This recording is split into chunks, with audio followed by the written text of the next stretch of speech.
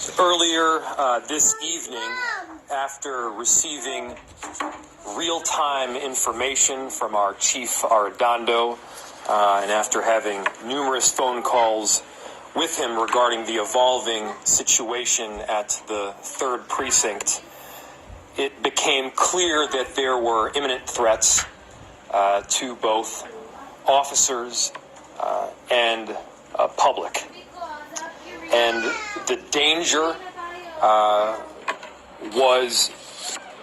became necessary, and I made the decision to evacuate the 3rd Precinct. The symbolism of a building cannot outweigh the importance of life, of our officers, or the public. We could not risk serious injury to anyone. And we will continue to patrol the 3rd Precinct entirely. We will continue to do our jobs in that area. And, you know, brick and mortar is not as important as life. Happy to answer any questions on this topic. At what point did you hear that did you receive word earlier in the day that people might be interested in protesting at or going into the 3rd Precinct? We have received reports regarding many attempting to get into the 3rd Precinct on numerous occasions, yes. What's your response to President Trump's tweets saying that looters should be shot?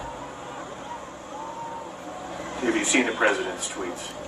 No, I have not. Can you? I'd have to bring it up here to quote it exactly. Does anybody else have that up here? Mayor, what's the plan here? What are we doing?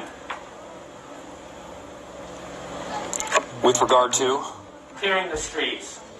A lot of businesses have been burned down. A lot of livelihoods have been hurt.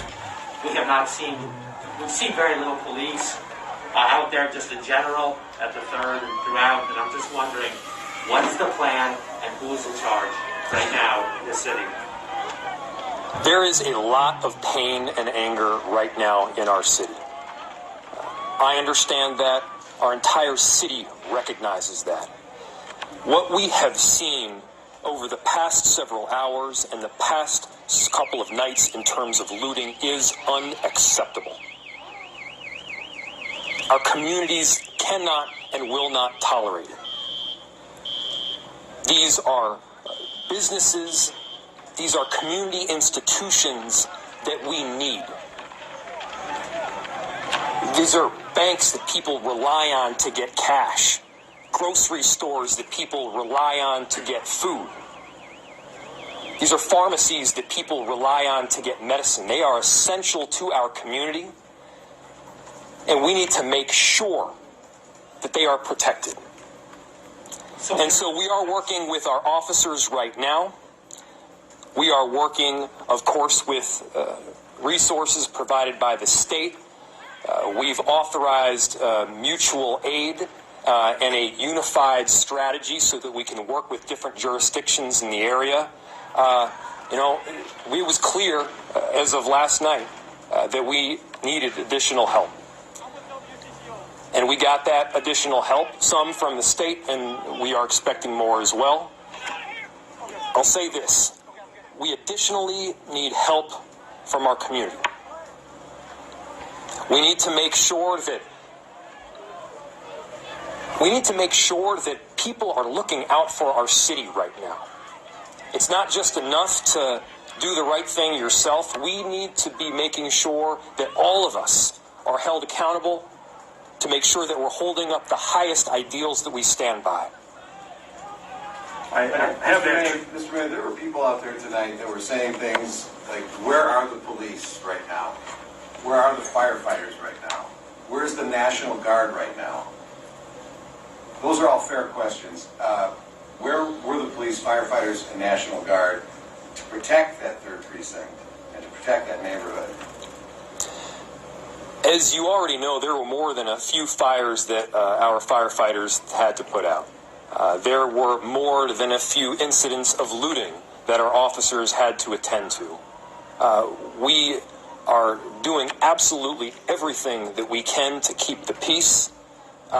We have officers that are stationed around the city in several different locations. We have, in many instances, assistance from the state to prevent looting at some of these community institutions that we know will be necessary to get through this pandemic.